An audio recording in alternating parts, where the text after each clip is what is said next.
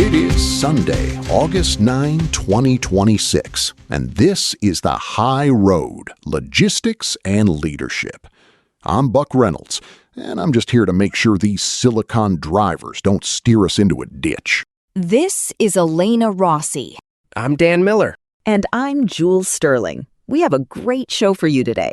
Yesterday, we covered Daimler Truck North America 2027 engine strategy, electric terminal trucks, and U.S. Bank Freight Payment Index and market trends. Right? It's just so much all at once, especially with the cargo theft reports we discussed, which were staggering, honestly. $304 million in Q2 losses. It's exactly why I was pushing for that multi-factor authentication on every load tender. Look, the bottom line is that the market is tightening up. Whether it's Laredo Bridge expansions or geo-economic hammers like the Lindsey Graham Act, the play is changing fast. The thing is, here's the deal. While everyone is looking at engine tech, the real tectonic shift is happening under our wheels, between the highway and the rail. Actually, Buck, it's not just a shift. It's a migration. Shippers are fleeing the road like it's a crime scene. It's sort of wild, isn't it? I mean, I'm talking to VPs who are looking at their transport spend and they're seeing these trucking spot rates at nearly $3 a mile. Right. And then they look at intermodal at $1.40 and, well, the math is doing the heavy lifting there. It's a 30% saving spread. My thing is, that spread is a canyon, not a crack. I spent 27 years in a sleeper cab, and I've seen intermodal come and go. But this feels different. Well, you see, the attrition in the truckload sector is the real driver here. We aren't seeing a demand boom. We're seeing a capacity collapse. Exactly. The new authority pipeline at the FMCA is basically frozen, right? So carriers are folding, rates are spiking because of scarcity, and shippers are saying, give me a train. I mean, sonar data is showing domestic intermodal demand up 10% year over year. 10%, while truckload tender volumes are just flat. But here is the risk. Complacency is the precursor to catastrophe, you know? There it is. The Iron Lady strikes again. But you're not wrong, Elena. The rails aren't exactly known for being, nimble. Precisely. We are heading into Q4, and if everyone jumps on the rail at once, we're looking at massive bottlenecks. It's a risk profile nightmare. Look, J.B. Hunt just posted record intermodal numbers for Q2, and the rails moved over 500,000 units last week alone, according to the AAR report from yesterday. Right? But if the service levels drop because of that volume, those 30% savings evaporate in late fees and missed retail windows. It's a tightrope walk. Well, the deal is, if you're an owner-operator right now, you're feeling the squeeze of $2.80 national averages, while diesel is still punching you in the gut. And that's the play. Shippers are hedging. They're moving to the rails now to avoid the Q4 trucking rate spikes we all know are coming. Actually, if I may, the rail-to-road conversion isn't just a trend anymore. It's structural. The railroads are finally getting their crew productivity up. Sort of like what we talked about with Canadian National a few weeks ago, Buck. You were praising Tracy Robinson's discipline there. I was. She's running that fleet like I used to run my roses, carefully and with no room for weeds. But the silicon drivers, the automation, that's still the wild card. Speaking of risks that we can't automate away, we need to talk about what's happening in the Black Sea right now, because Turkey is not playing around.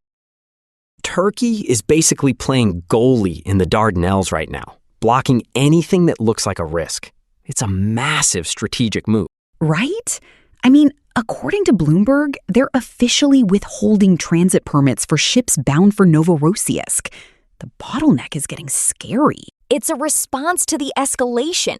Ukraine's USF launched Operation Molochka last month, and they've already claimed 218 vessels struck. 218! Whoa. That's one ship a day for the last 3 weeks. I can't imagine being a merchant mariner in those waters right now. Yeah, it's terrifying. The Nadezhda, a Turkish-owned vessel, was hit just 20 miles off the coast. Several crew members were seriously injured. The play here is Turkey using the Montreux Convention to throttle traffic. They're saying it's for safety reviews, but it's a global trade chokehold, bottom line. And it's hitting at the worst possible time. We already have the Strait of Hormuz mess, and now the Black Sea is essentially a no-go zone for standard insurance. Actually, this is a risk manager's worst nightmare. You've got energy and food supplies literally sitting at the gate because the safety review could take weeks. Well, the thing is, if you're a global carrier, how do you even price that risk? You're basically asking drivers and crews to sail into a shooting gallery. You don't price it. You avoid it. Shippers are trying to reroute, but where? Every major artery is clogged or under fire. It's the 2 choke point crisis Elena warned us about. Even the Suez is still a mess. It sort of feels like the whole circulatory system of the world is having a minor heart attack. It's not minor, Jules. Turkey is the only door to the Black Sea. If they lock it, the Shadow Fleet is trapped, but so is everyone else. The deal is, my thing is, this is why nearshoring is the only move left. If you can't get it through the Bosphorus, you better be making it in Monterey. Exactly, which is why Laredo is seeing that growth. But look, before we get too deep into the geopolitical weeds, I want to take a quick second here. Oh, you're doing that thing, aren't you? I'm doing the thing. Hey, strategic logistics requires world-class engineering, and this show is powered by the stack developed by Eric Christensen at Neural Network Media. He really is the architect behind the code that keeps us on the air. Support him if you can, right? Right. Visit our Patreon at patreon.com/neuralnetworkmedia for a free trial and access to our daily briefing PDF. Support the people who keep the data flowing. Actually, I use that PDF for my daily risk audits. It's highly precise. I suppose we can get back to the chaos now. Always back to the chaos with you, Elena. But, Dan, I know you've been looking at the calendar. You've got that look in your eye. The chess player look? You know it. Let's shift gears to the immediate future. Now it's time for the week ahead, our Sunday segment, where we look at the strategic moves and market indicators coming down the pipe for the week of August 10th. Well, okay. What's the first move on the board, Dan? Because my retail clients are already asking about their Q3 margins. Look, the big one is the EIA Petroleum Status Report on Wednesday, August 12th. Distillate fuel inventories are currently 12% below the 5-year average. That is a massive red flag. If refinery yields don't pick up, we are looking at a permanent floor under diesel prices right as peak season starts. I remember when diesel was the cheap stuff. Now it's like liquid gold, you know? $5.34 a gallon is a hammer to the head for an owner-operator.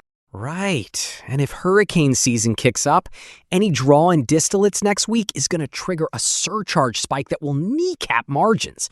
That's the fuel play. Sort of terrifying. But what about the volume?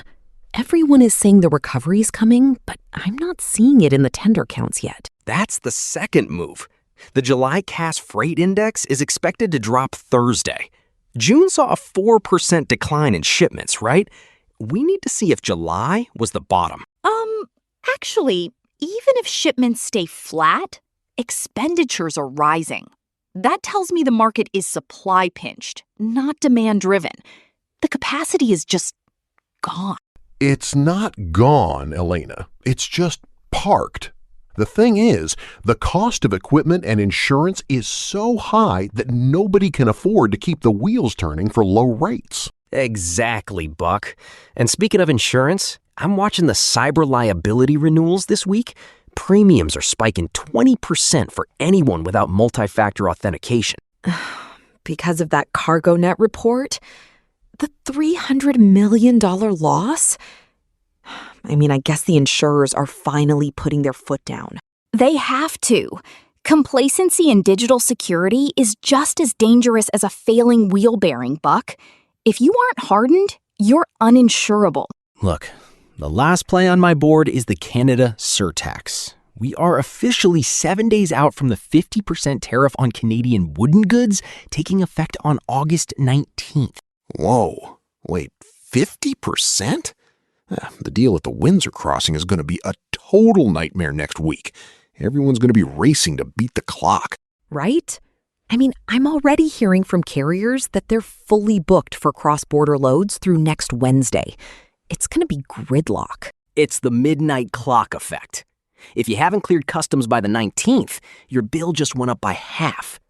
That's the board for next week. Well, that's a lot of chess moves for 1 week, Dan. I think I'll stick to my roses for the afternoon. The week ahead, that's a wrap. Actually, I wanted to go back to that physical AI mention in your research, Dan. The site acceptance tests in Hagerstown. Oh, the FedEx dexterity robots? Yeah, they're doing autonomous trailer loading now. If those robots can handle a peak volume week, the label narrative is dead by 2028. I'd like to see a robot try to slide a set of tandems in a snowstorm in Wyoming. Silicon drivers don't have the nose for it. Sort of missing the point, Buck. It's about the hub efficiency, right? If you can load trailers 20% faster, the whole network speeds up. Actually, I'm worried about the liability of an autonomous loader puncturing a reefer wall. The indemnity clauses on those robot contracts must be a mile long. You're probably right, Elena. But look, if it saves $1 a box, the VPs are going to buy it. Freight moves on margins, not just handshakes. I mean, I still think the relationship guy beats the code when things go wrong. When a shipment is late, you don't want to talk to an API. Exactly. You want to talk to someone who knows the road. The thing is, this intermodal shift is just another way to take the human out of the loop. Well, the rail still needs conductors, Buck. Though I suppose they have their own regulatory headaches with the UP-NS merger drama. Right. The STB is watching that like a hawk. If they reject the supplemental data, that transcontinental dream is dead in the water. Sort of feels like everything is at a pivot point, doesn't it? The rails, the ships, the robots, it's all converging right now. It always is, Jules. It always is. The circulatory system never stops pumping. It just gets a little clogged sometimes. I suppose that's one way to put it. I just hope the insurers are ready for the Q4 surge. Look, if the diesel stays over $5 and the robots start taking the loading docks, we're in for a wild ride to the end of the year. Well, that's all for today's High Road. We took a long look at the rails and the risk in the Black Sea. So keep your eyes peeled and your ears open. Bye. Later. See ya. Don't let the silicon drivers catch you sleeping in the fast lane.